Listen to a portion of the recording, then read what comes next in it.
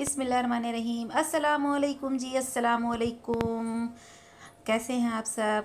I hope खुश हैं, मज़े में हैं। और देखिए कितनी तेज़ वाली बारिश हो रही है। और आप यकीन मानिए ये जो बारिश हो रही है ना, सिर्फ 10 मिनट के लिए हुई थी, सिर्फ 10 मिनट के लिए। और यहाँ तो बारिश हुई भी हमारे मोहल्ले में, और यहाँ से कुछ दूरी पर जो है बारिश ही नहीं हुई है। मैंने मरीम की मम्मी से बात किया तो कहने लगी, ताज्जुब कर रही थी, कहने लगी कि जो है हमें तो यकीन ही नहीं हो रहा बारिश हुई। हमने कहा अच्छा ठीक है, मैं अपने ब्लॉग में डालूंगी तब आपको यकीन हो जाएगा। तो कहने लगी ठीक है ठीक है। तो अब वो ये ब्लॉग देखेंगी तो उन्हें यकीन आ जाएगा कि उनकी तरफ बारिश तो हुई नहीं और मेरी तरफ तो हो गई।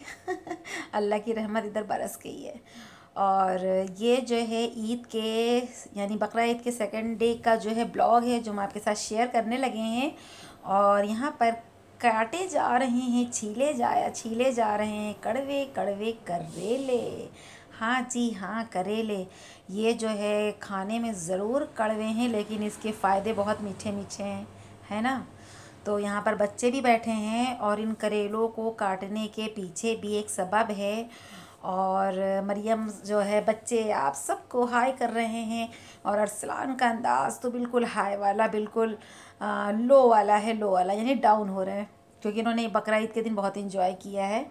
और आज जो है ख़ास दिन इसलिए है कि मम्मी और हमारे पापा जी जा रहे हैं दिल्ली और एम्स यानी एम्स हॉस्पिटल। और आपको पता है कि आज मुझे लगता है 3.5 या 4 सालों से मेरे जो अब्बा हैं यानी मेरे पापा जी, वो रेगुलर जो है जा रहे हैं एम्स। और ये मेरी बहू ने मेहंदी लगाई थी जो अब छूटने लगी है, तो मैंने कहा शेयर कर दें आपके साथ कि हम सब ने भी ईद मनाई है।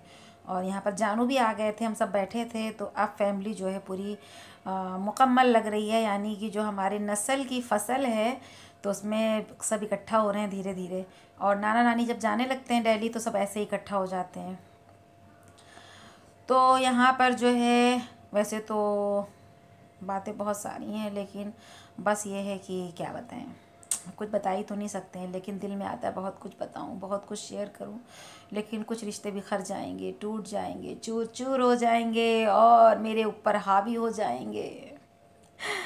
तो बस कहते हैं ना कि हम यहाँ पर बस इतनी सी बात कहेंगे, समझदार को इशारा काफ़ी होता है कि एक घर में एक साथ रहने से परिवार घर घर नहीं होता है। जब आप एक साथ एक घर में रहते हैं और एक दूसरे को समझते हैं, एक दूसरे के काम आते हैं, एक दूसरे का ख्याल रखते हैं, तब जा कर के वो परिवार, वो मकान घर बनता है। ठीक है, तो तब उसमें रहने वाले लोग भी समझ लीजिए कि लोग होते हैं, इंसान होते हैं। तो यहाँ पर भिंडी की सब्ज़ी भी जो है बन गई है, बस जैसे ही वो बन जाएगी तो वैसे ही जो है करेले की सब्ज़ी बनेगी, क्योंकि ये मतलब 10-11 बजे का वक्त है और मम्मी पापा की ट्रेन भी है। तो उनके खाने का जो सामान है वो पैक हो रहा है। हम तो ये सोचते हैं कि अल्लाह पाक ने जिन भी हालातों में हमें मेरे मैके में रखा हुआ है, तो अच्छा है कि रखा है, तो कम से कम जहाँ पर माँ बाप के हम काम आ सकते हैं आ जाते हैं। और अल्लाह पाक हर औलाद के दिल में अपने माँ बाप के लिए मोहब्बत डाले, उनका ख़याल रखे, उनकी सेहत का ख़याल रखे।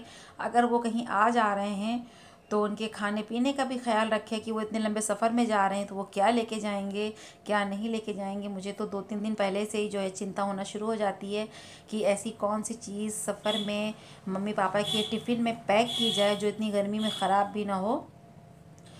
तो हम अपनी बहू से यही डिस्कशन कर रहे थे। हमने कहा उनके कपड़े भी प्रेस कर दो, उनकी ज़रूरत का सामान भी बैग में जाके चेक कर लेना, उनकी दवाई के पर्चे भी देख लेना, और खाना भी ऐसा बनाना कि जो मतलब इनके 2 दिन तक की चल जाए। तो ज़िया को लग रही थी भूख, तो ये कबाब जो है मम्मी पापा के लिए पैक नहीं होगा रास्ते के लिए, क्योंकि जो है रास्ते में जो है अच्छा भी नहीं लगता है। और सब्ज़ी वगैरह रख देंगे जो मतलब लॉन्ग टाइम तक की जो है थोड़ा सा स्टोर रह सके। तो ये जो रोटी है ना, इसकी ख़ास बात ये है कि जल्दी ख़राब नहीं होगी। इसमें बेसन और गेहूं का आटा मिला करके, मोयन डाल करके, हल्का सा नमक डाल करके बना दिया था पापा के रास्ते के लिए। और मैंने इस रोटी को भी टेस्ट किया कबाब के साथ, क्योंकि ज़िया को देख करके मुझे भी भूख लगने लगी थी। तो नाश्ता भी हो जाएगा और थोड़ा सा रोटी की टेस्टिंग भी हो जाएगी। तो बस नाश्ता वगैरह हो गया है और इन लोगों के जाने का समय हो रहा था, तो बस हमने अपनी निगरानी में अपने माँ बाप का जो टिफ़िन था, जो तैयारी थी, वो अपनी निगरानी में हम इस टिफ़िन को पैक करवा रहे हैं अच्छे से। हमने तकरीबन इसमें 10 से 11 रोटी रख दी है, करेले की सब्ज़ी रख दी, करेले की सब्ज़ी भी जल्दी ख़राब नहीं होती है, और भिंडी की सब्ज़ी रख दी थी। और मरियम की मम्मी भी बेसन की रोटी और चटनी बना के ला रही थी, तो लेकिन हमने उनको मना कर दिया कि आप लेकर मत आना, आप उसकी जगह लैया, चना, दालमोट, बिस्किट और मतलब कुरकुरे हैं, मुरमुरे हैं, जो चीज़ आप समझ लीजिए ड्राई सामान होता है वो रख देना, पापे हैं और ज़ीरा है। क्योंकि एक बार जो है क्या कहते हैं, ये सारे सामान ऐसे होते हैं कि अगर खाना खाने का मौका नहीं मिलेगा तो लैया चना खा करके भी जो है इंसान अपना काम चला सकता है। क्योंकि हॉस्पिटल एक ऐसी जगह होती है जहाँ बहुत बड़ी बड़ी भीड़ होती है, लाइन में लगना पड़ता है। तो बस टिफ़िन जो है मेरे मम्मी पापा का पैक हो चुका है, बस उनको निकलने में 10 मिनट रह गए हैं। और ज़िया उनका टिफ़िन लेकर के जा रहे हैं, नाना नानी का सामान मतलब उनका जो टिफ़िन है देने के लिए। तो ये देखिए पापा भी रेडी हैं और अम्मा भी रेडी हैं, और बस जो है ये लोग अभी अपनी ट्रेन में थोड़ी देर में बैठ जाएंगे। मैंने वैसे सोचा था, ज़िया से कहा भी था कि साथ में जाना है यहाँ से और ट्रेन में बैठा देना अच्छे से, लेकिन जो है मम्मी पापा ने मना कर दिया, कहने लगे नहीं आप दरवाज़े पे रिक्शा बुला दो, और टिकट भी कंफर्म है, हम लोग बैठ जाएंगे क्योंकि हमारे घर से पैदल का रास्ता है रेलवे स्टेशन का। तो फिर इसलिए जब इन लोगों ने मना कर दिया तो फिर इसलिए कोई गया नहीं। और अम्मी कह रही थी तुम लोग फालतू में परेशान होने लगी, हम लोग कुछ खा लेते ट्रेन में। तो हमने कहा कि औलाद के होते हुए आप लोग ट्रेन में कुछ खा लें तो फिर औलाद के होने का क्या फ़ायदा, या बेटा बहू होने का क्या फ़ायदा। मेरी बहू थी, मैंने अपनी बहू, हम खुद बीमार रहते हैं तो मेरी बहू और हमने मिलकर कर दिया था सारा काम। और हम तो कहते हैं अल्लाह पाक से दुआ करते हैं कि अल्लाह पाक जो इतनी ताकत हमें भी दे और मेरी बहू को भी इतनी मोहब्बत दे और इतनी ताकत दे कि वो अपने यानी नाना ससुर और नानी सास की हमेशा खिदमत करे और उनके काम आ सके। क्योंकि यही बुज़ुर्गों की दुआएं होती हैं जो हम करते हैं उनके लिए, और यही दुआएं हमारे लिए हर चीज़ का जो है वसीला बनती हैं अगर हमारे पर कोई परेशानी आती है। तो ये देखिए अम्मा अब्बा रिक्शे से जा रहे हैं, मरियम और अरसलान सब छोड़ने के लिए नीचे उतर के आ गए थे। और उसके बाद फिर घर में सन्नाटा छा गया, कुछ अच्छा ही नहीं लग रहा था। फिर बकरा ईद का दूसरा दिन था तो इसलिए और भी ज़्यादा हम लोगों को बुरा लग रहा था। तो ये रात का वक्त है, फिर सीधे हमने रात में ही वीडियो शूट की।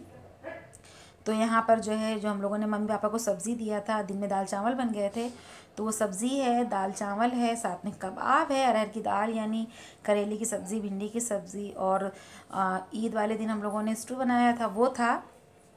तो ये सारी चीज़ें जो है हम लोगों ने खा ली थी। और ये नेक्स्ट डे का वीडियो है और आप देख सकते हैं मौसम कैसा हो रहा है। अब कि हम लोगों के यहाँ सूखा पड़ गया, बारिश तो हुई नहीं, और एक दिन की बारिश से और उसके 15 दिन के बाद बारिश हो सिर्फ 10 मिनट के लिए, तो उस बारिश का कोई मायने नहीं होता। उसे आप बारिश नहीं घोषित कर सकते हैं, उसे आप सूखा जो है घोषित कर सकते हैं। और ऐसे भी मुझे लगता है सरकार ने घोषित कर दिया है कि कुछ ज़िलों में जो है यानी कुछ राज्यों में जो है कि सूखा पड़ ही गया है। तो ब्लॉग में हम आपके रूबरू नहीं आए थे, मैंने सोचा चलो आपके रूबरू आ जाते हैं और अपना उतरा हुआ चेहरा भी दिखा देते हैं कि ये देखिए जो है क्या कहते हैं हम कितना ज़्यादा परेशान हैं अपनी बीमारी से। और अब तो डॉक्टर को भी दिखा चुके हैं, सारा टेस्ट भी हो चुका है, लेकिन बीमारी इलाज के बाद भी, टेस्ट के बाद भी सही होने का नाम नहीं ले रही है। और ये शाम का वक्त है, शाम को बहुत दिनों से आज मेरा दिल कर रहा था पॉपकॉर्न खाने का, तो फिर हमने उठ करके पॉपकॉर्न बनाया, मेरी बहू ने चाय बनाई बहुत ज़बरदस्त सी। तो फिर हमने, राजा ने और ज़िया ने, मेरी बहू ने, और साथ में मेरे पापा जी जो दिल्ली में दिखा चुके थे, फिर वो नेक्स्ट डे जो है वापस आ गए थे। तो हम सब ने एंजॉय किया। और हुआ यूँ कि मम्मी पापा जिस दिन गए हैं तो उसके तीसरे दिन बकरा ईद के पहुँच गए, डॉक्टर को दिखाया। पापा की शुगर 450 थी, इसलिए डॉक्टर ने देखा ही नहीं, मतलब देखा लेकिन उनको ऑपरेशन की डेट नहीं दी। 450 शुगर जिसकी होगी उसको ऑपरेशन की डेट डॉक्टर कहाँ दे देगा। और पापा ने सेवइयाँ खा ली थी, परहेज़ किया नहीं, वो अक्सर यही करते हैं, उनको अपनी सेहत का कोई भी ख्याल नहीं रहता है और मानते नहीं हैं, क्या करें। छोटा बच्चा हो तो कोई बात नहीं है। और यहाँ ज़िया अपनी पूछों के साथ लगे हुए हैं और इनको खिला रहे हैं। तो मम्मी भी अपनी आँख खुलवाएंगी, उनको डॉक्टर ने डेट दे दिया 23 तारीख को, नेक्स्ट मंथ जाएंगी। तो बस ये मेरा छोटा सा ब्लॉग था और इसको यहीं पर ख़त्म करते हैं, लेते हैं इजाज़त, फिर मिलेंगे, तब तक के लिए अल्लाह हाफिज़।